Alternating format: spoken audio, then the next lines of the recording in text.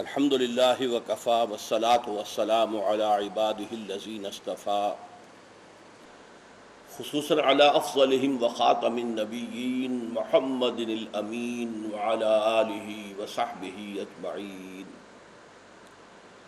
اما بعد فقد قال اللہ تبارک وتعالی کما ورد فی اول سورة المنافقون اعوذ باللہ من الشیطان الرجیم بسم اللہ الرحمن الرحیم اذا جاءک المنافقون قالوا نشہد انک لرسول اللہ واللہ یعلم انک لرسولہ واللہ یشہد ان المنافقین لکاذبون اتخذوا ایمانہم جنۃ فصدوا عن سبیل اللہ انہم ساء ما كانوا يعملون ذلك بأنهم آمنوا ثم كفروا فطبع على قلوبهم فهم لا يفقهون صدق اللہ العظیم رب اشرح لي صدری ويسر لي امری واحلل عقدۃ من لسانی یفقہوا قولی اللهم ربنا الہمنا رشدنا واعذنا من شرور انفسنا اللهم ارنا الحق حقا وارزقنا اتباعه وارنا الباطل باطلا وارزقنا اجتنابه اللهم ربنا طهر قلوبنا من النفاق واعمالنا من الرياء والسنتنا من الكذب واعيننا من الخيانة فانك تعلم خائنة الاعين وما تخفي الصدور آمین یا رب العالمین۔ سورۃ المنافقون کے درس کی تمہید کے طور پر دو نشستوں میں میں نے حقیقت نفاق کے بارے میں بعض باتیں آپ کے گوش گزار کر دی ہیں۔ بڑی تیزی کے ساتھ ان کو ذہن میں تازہ کر لیجئے۔ ایک تو یہ کہ منافق کا لفظ بنا ہے نفاق کا یا منافقت کا، یہ نفقن اور نافقا سرنگ جس کے دو منہ ہوتے ہیں، اور بچ نکلنے کے لیے وہ گویا کہ ایک راستہ ہوتا ہے، اور گوہ کا بل جس کے دو منہ ہوتے ہیں کہ اگر ایک طرف سے کتا حملہ کرے تو دوسری طرف سے نکل جائے۔ ان دونوں چیزوں کو ذہن میں رکھیے تو منافق وہ ہے جو دو رخا ہے، اس کے دو فیس ہیں۔ ایک اہل ایمان کے سامنے ہے جس میں وہ دعویٰ کرتا ہے کہ میں مسلمان ہوں، ایک کفار کے سامنے ہے کہ وہ ان کے ساتھ ساز باز رکھتا ہے، اور یہ کہ اس خیال سے کہ ہو سکتا ہے کہ کفار غالب آ جائیں تو کچھ نہ کچھ ان کے ساتھ بھی روابط رکھے جائیں تاکہ اس صورت میں وہ ہر اعتبار سے وہ خسران میں نہ رہے۔ پھر میں نے عرض کیا کہ اس کو مرض قرار دیا گیا ہے، کس اعتبار سے کہ اصل میں یہ ایمان کی کمزوری جو ہے اس کے رفتہ رفتہ بڑھنے کی شکل ہے، اور اس کے ضمن میں نے آپ کے سامنے ایک وضاحت کر دی کہ اگر جہاد اور قتال اور انفاق فی سبیل اللہ کے ضمن میں انسان میں تزلزل پیدا ہو جائے، تذبذب پیدا ہو جائے، تردد پیدا ہو جائے، بڑھوں نہ بڑھوں بڑھوں نہ بڑھوں، اور اس وجہ سے پھر وہ پسپائی اختیار کر رہا ہو، تو جب تک وہ اپنی اس کمی کا اعتراف کرے گا اور اللہ کے رسول کے پاس آ کر مان لے گا کہ اے اللہ کے رسول میرے پاس کوئی عذر نہیں ہے، مجھ سے غلطی ہوئی ہے، آپ بھی معاف کر دیں، اللہ سے بھی استغفار کریں، اس وقت تک جو ہے اس کو ہم ضعف ایمان سے تعبیر کریں گے، یہ نفاق نہیں۔ یہی بات آگے بڑھتی ہے تو پھر انسان جھوٹے بہانے بنانے شروع کرتا ہے۔ جب جھوٹ کا اس کے اندر ملوث ہو گیا معاملہ تو پھر یہ نفاق کی پہلی سٹیج ہے، جیسے ٹی وی کی پہلی سٹیج ہوتی ہے، قابل علاج ہے ابھی لیکن آغاز ہو گیا ہے، مرض نے جڑ پکڑ لیا ہے۔ کچھ عرصے کے بعد وہ دیکھتا ہے کہ لوگ ہنستے ہیں میرے عذر پیش کرنے پر، تو وہ قسمیں کھا کر اپنے عذر کو مؤکد کرتا ہے، تاکید کرتا ہے۔ تو یہ جو ہے دوسری سٹیج ہو گئی کہ اس میں اب ٹی وی کا مرض، نفاق کا مرض دوسری سٹیج میں آ گیا۔ پھر ایک فائنل سٹیج ہے کہ کچھ عرصے کے بعد اس میں ایک عداوت اور دشمنی پیدا ہو جاتی ہے اہل ایمان سے بھی، اور خود جو اہل ایمان کا قائد ہے، لیڈر ہے، اور اس وقت وہ حضور صلی اللہ علیہ وسلم تھے، ان کے خلاف بھی کہ انہوں نے ہمیں مشکل کے اندر مبتلا کر دیا ہے۔ اگر جب تقاضا ہوتا ہے لکھ لو اللہ کی راہ میں تو سب بیٹھے رہیں تو ہم بھی چھپ جائیں گے انہی کے اندر، ہم علیحدہ سے نمایاں نہیں ہوں گے۔ دیکھیے یہ بے وقوف لوگ ہیں، سفہاء کا لفظ استعمال کیا ہے قرآن مجید میں، ان کا قول نقل کرتے ہوئے سورہ بقرہ کے دوسرے رکوع میں، انؤمن کما آمن السفہاء، کیا ہم ایمان لائیں ایسے جیسے یہ بے وقوف لوگ ایمان لائیں؟ انہیں تو اپنی بھلائی کا، برائی کا، خیر کا، شر کا، نقصان کا، فائدے کا کوئی خیال ہے ہی نہیں۔ ہر سے باد آباد ماں کشتی دراب انداختے ہیں۔ تو یہ جو ایک دشمنی پیدا ہو جاتی ہے، یہ پھر وہ تھرڈ سٹیج ہے جسے ہم کہیں گے پوائنٹ آف نو ریٹرن۔ اب اس کے بعد اصلاح کی کوئی گنجائش نہیں، اور پھر دو فیصلے صادر ہو جاتے ہیں اللہ تعالیٰ کی طرف سے کہ اب یہ منافقین جہنم کے سب سے نچلے طبقے کا ایندھن بنیں گے، اور دنیا میں یہ نبی صلی اللہ علیہ وسلم کے استغفار سے محروم کر دیے گئے۔ استغفر لہم او لا تستغفر لہم ان تستغفر لہم 70 مرۃ لن یغفر اللہ لہم، اے نبی چاہے آپ ان کے لیے استغفار کریں چاہے نہ کریں، اگر آپ 70 مرتبہ بھی استغفار کریں گے تب بھی اللہ انہیں معاف فرمانے والا نہیں۔ تو بس ان چیزوں کو ذہن میں رکھیے، اور اب آئیے ایک ایک آیت کے ساتھ ہم اس مفہوم کو، اور یہ چیزیں جو میں نے دوبارہ آج تازہ کرا دی ہیں ذہن میں ہوں گی تو انشاءاللہ بہت آسانی سے ہم اس درس کے اندر آگے بڑھ جائیں گے۔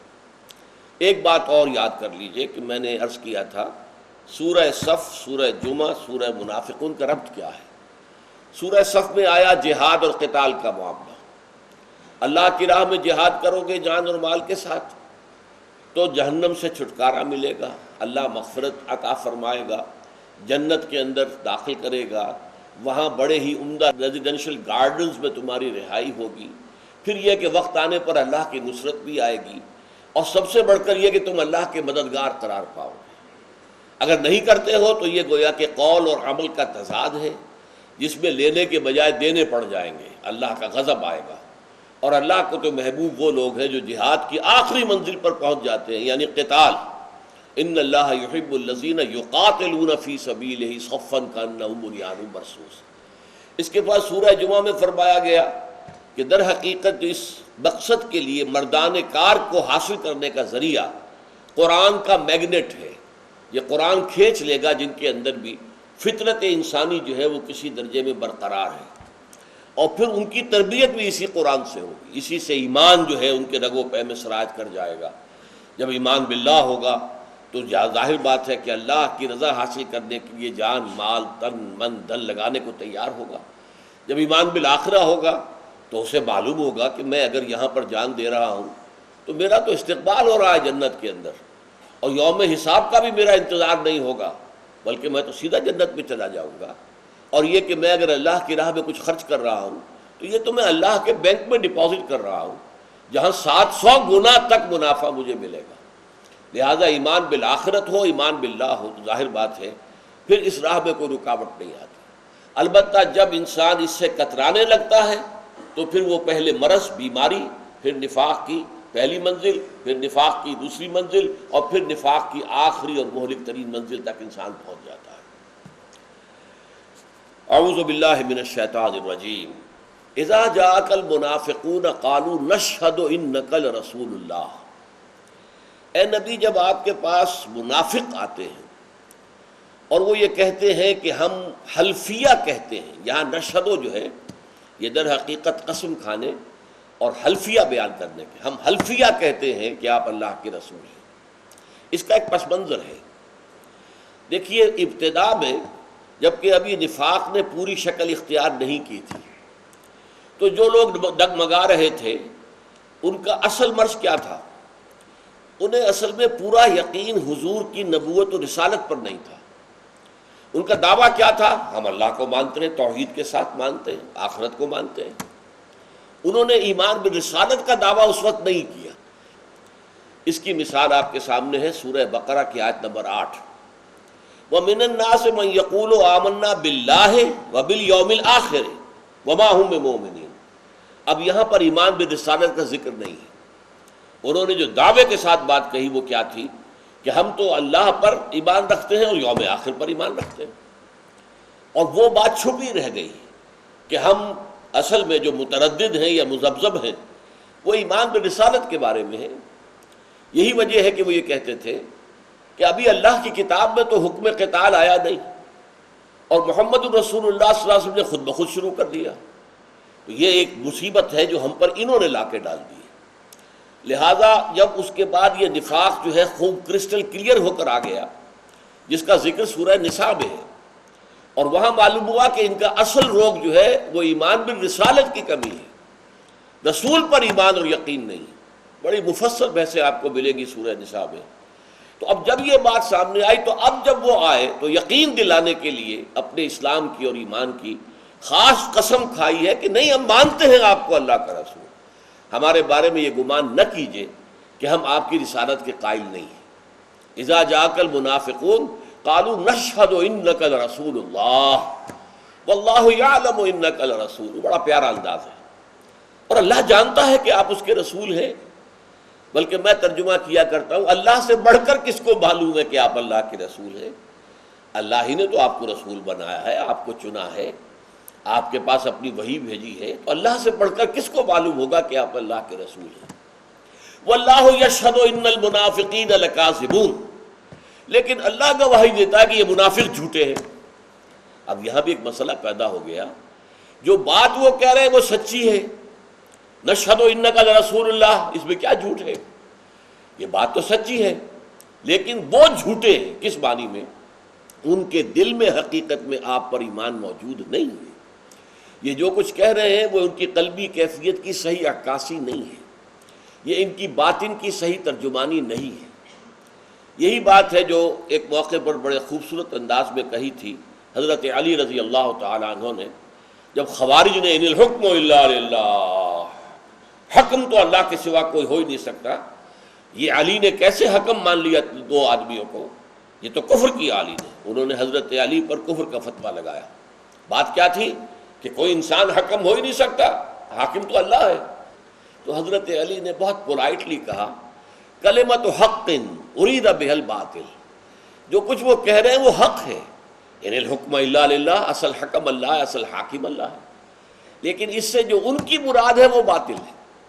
تو بظاہر کوئی شخص جو بات کہہ رہا ہے وہ مطابق واقعہ ہے، اس اعتبار سے غلط نہیں ہے، جھوٹ نہیں ہے، لیکن چونکہ خود کہنے والے کو اس پر یقین نہیں ہے لہذا وہ جھوٹا ہے۔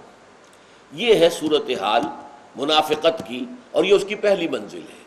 واللہ یشہد ان المنافقین لکاذبون، اب یہاں کذب کا لفظ آیا ہے پہلی آیت میں، یہ جھوٹے۔ میں نے عرض کیا تھا کہ نفاق کی جو پہلی سٹیج ہے وہ جھوٹ ہے۔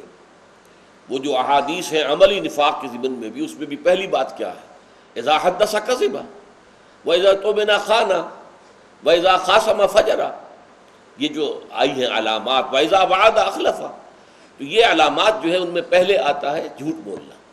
اور میں عرض کر چکا ہوں کہ جھوٹ سے ہی در حقیقت نفاق کا آغاز ہوتا ہے، اگرچہ وہ پہلی سٹیج ہے۔ تو پہلی آیت میں پہلی سٹیج کا ذکر ہے۔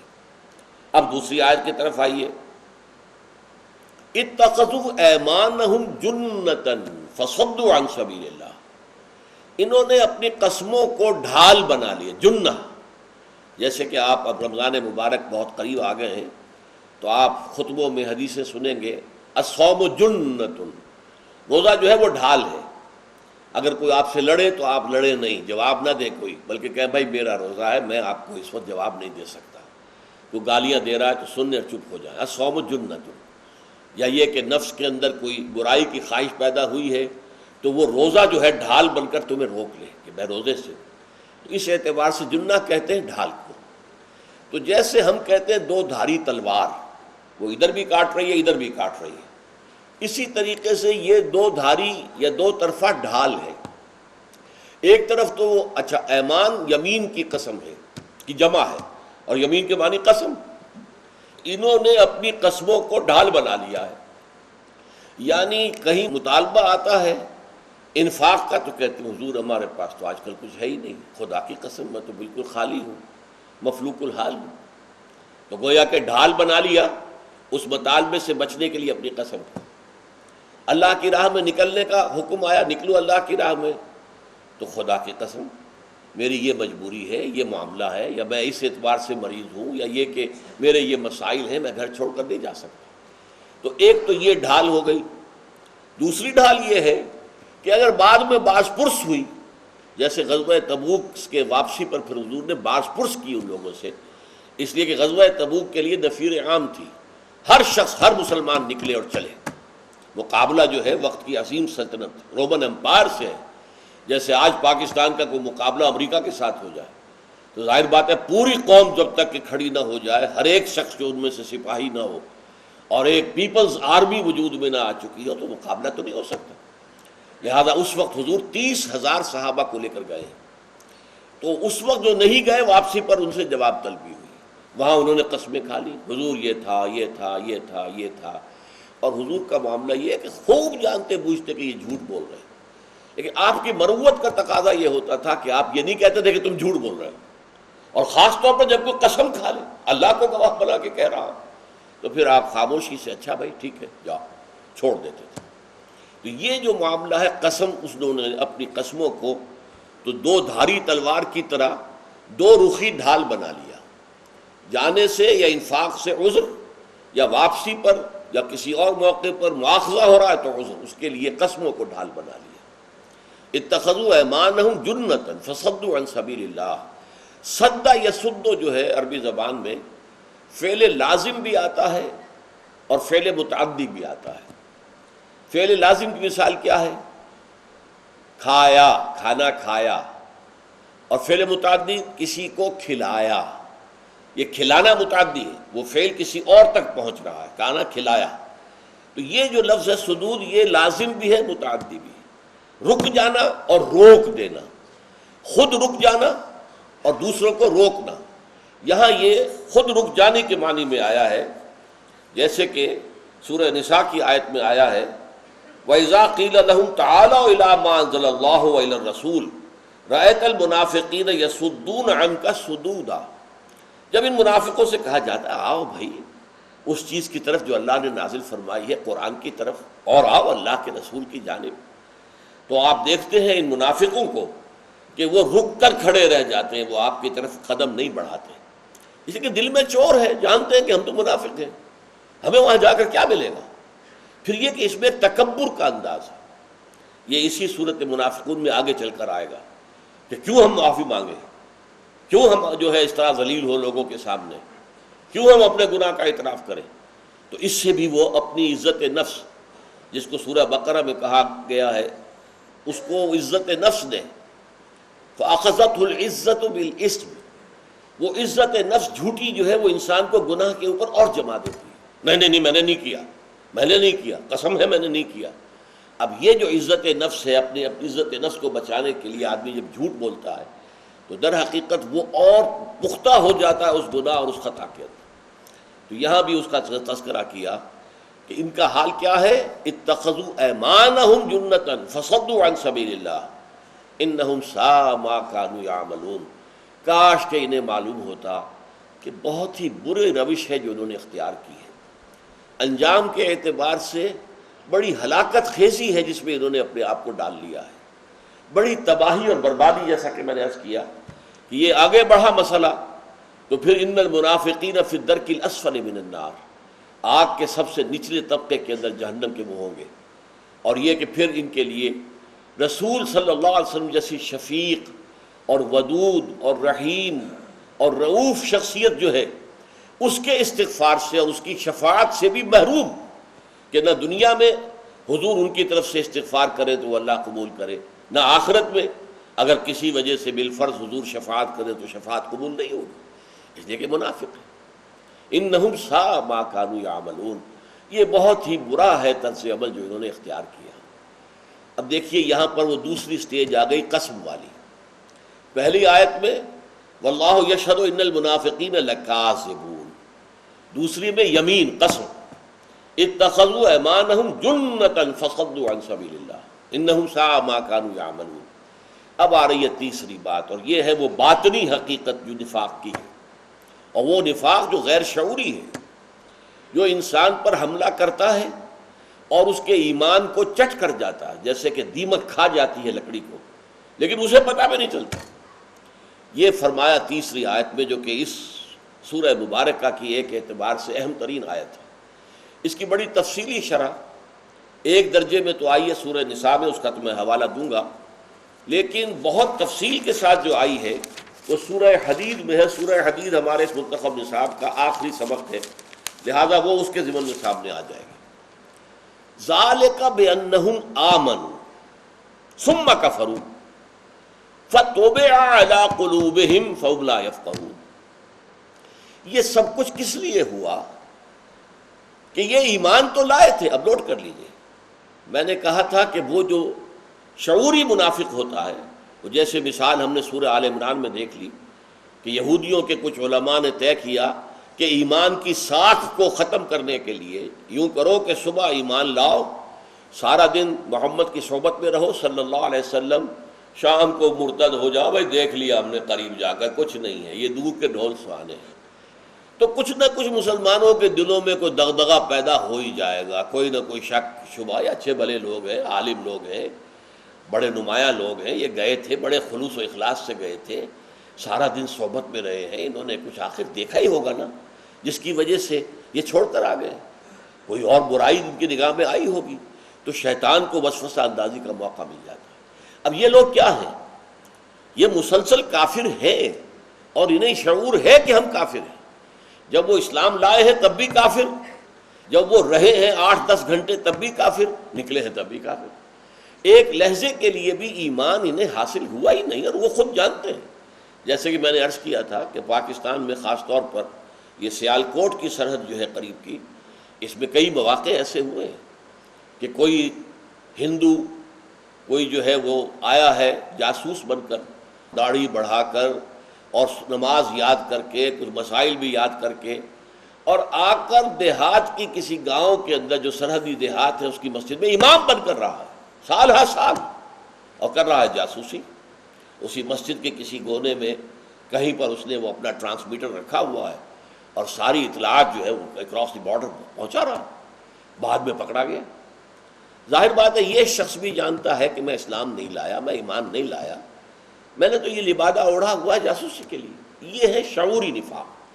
اب غیر شعوری نفاق کیا ہے کہ ایمان تو لائے تھے، اور ایمان لاتے وقت کوئی دھوکہ دینے کی نیت نہیں تھی، ایمان انہوں نے قبول کیا تھا صاف دلی کے ساتھ، نیک دلی کے ساتھ، خلوص کے ساتھ، لیکن اصل میں کیا تھا؟ بیماری تھی ان کے اندر ایک، وہ بیماری ہے ضعف ارادہ، استقامت، ہمت، مردانگی، اس کی کمی ہے۔ لہذا جب تک تو معاملہ چلتا رہے ٹھنڈا ٹھنڈا ٹھنڈا ٹھنڈا، تو اس وقت تک تو چل رہے، نماز پڑھنے میں کوئی حرج نہیں ہے، پڑھ لیں گے، روزہ رکھنے میں بھی کوئی تکلیف نہیں ہے، رکھ لیں گے، اور یہ کہ دینی ہی پڑی زکوٰۃ تو چلو تھوڑا سا پیسہ ہے دے لیں گے۔ لیکن جب آتا ہے انفاق کا مطالبہ، لڑاؤ اللہ کی راہ میں، اب ایک کرائسس ہے جس سے کہ اسلام اور اہل اسلام جو ہے وہ دو چار ہیں، خرچ کرو، تجوریوں کے دروازے کھولو، اور جب کہا جاتا ہے کہ اب دشمن سے مقابلہ ہے، جانے ہتھیلی پر رکھو، میدان میں آؤ، اب ان کے تزلزل پیدا ہوتا ہے۔ یہ تزلزل ہے، جیسا کہ میں عرض کر چکا ہوں کہ اگر اس کی وجہ سے پیچھے رہ گئے اور لیکن اعتراف کر لیا کہ ہماری کوتاہی ہے، تو یہ ضعف ایمان ہے۔ علامہ اقبال کا بڑا پیارا شعر ہے، وہی دیرینہ بیماری، وہی نامحکمی دل کی، علاج اس کا وہی آب نشاط انگیز ہے ساقی۔ یہ نامحکمی جو ہے دل کی پختگی میں کمی، اور دل میں ایمان ہوتا ہے۔ وَلَٰكِنَّ اللَّهَ حَبَّبَ إِلَيْكُمُ الْإِيمَانَ وَزَيَّنَهُ فِي قُلُوبِكُمْ۔ صحابہ کرام جو تھے مومن صادق، انہیں ایمان جو ہے وہ دل کے اندر ان کے کھپ چکا تھا، اور محبوب ترین شے ان کی ایمان تھا کہ اب وہ چاہے ان کے جسم کے ٹکڑے اڑا دیے جائیں، ایمان کو نہیں چھوڑیں گے۔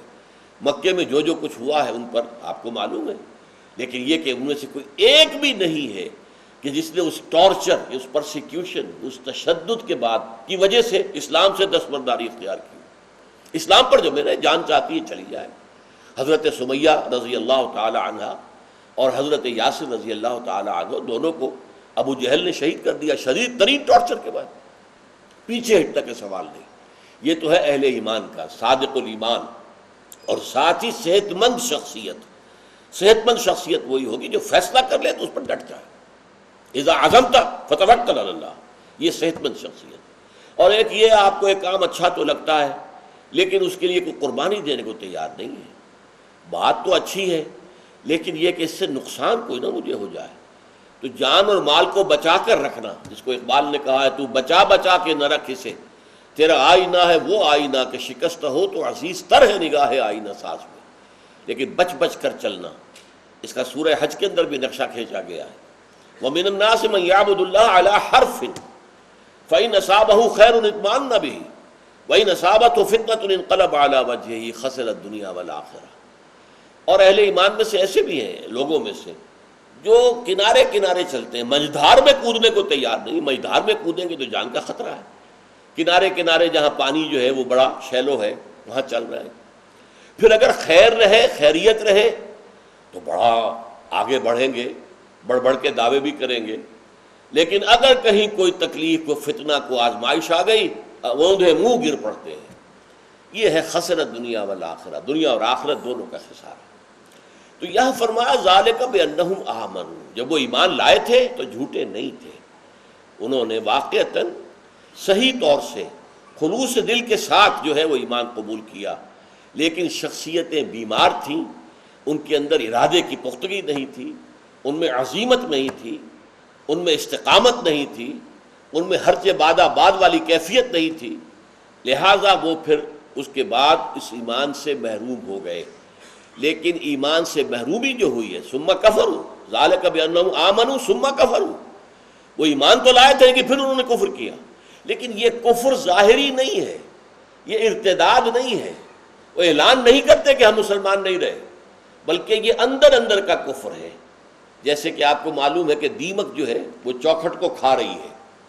لیکن اس چھوٹے سے جانور کو بھی اللہ نے یہ سمجھ دے رکھی ہے کہ اس چوکھٹ کو اندر ہی اندر سے کھاؤ، اوپر سے نظر نہ آئے کہ چوکھٹ کھائی جا رہی ہے. وہ ونیئر ایک چھوڑ دیتی ہے، ایک پھٹی اوپر چھوڑ کر اور اندر ہی اندر کھاتی جا رہی ہے، اوپر تک پہنچ گئی ہے. بالکل کھوکھلی ہو گئی یہ چوکھٹ، لیکن دیکھنے والوں کو پتہ ہی نہیں کہ اس کے اندر کیا ہو رہا ہے. اسی طریقے سے کوئی شیطین ہے، دیمک کھا رہی ہے، نیچے سے کچھ نظر نہیں آ رہا. نیچے سے تو یہ کہ پورا جو ہے وہ شیطین وہ صحیح سالم ہے، اندر سے وہ کھوکھلا ہو گیا. لہذا پھر جب وہ گرتا ہے تو معلوم ہوتا ہے تو دیمک کھا چکی تھی.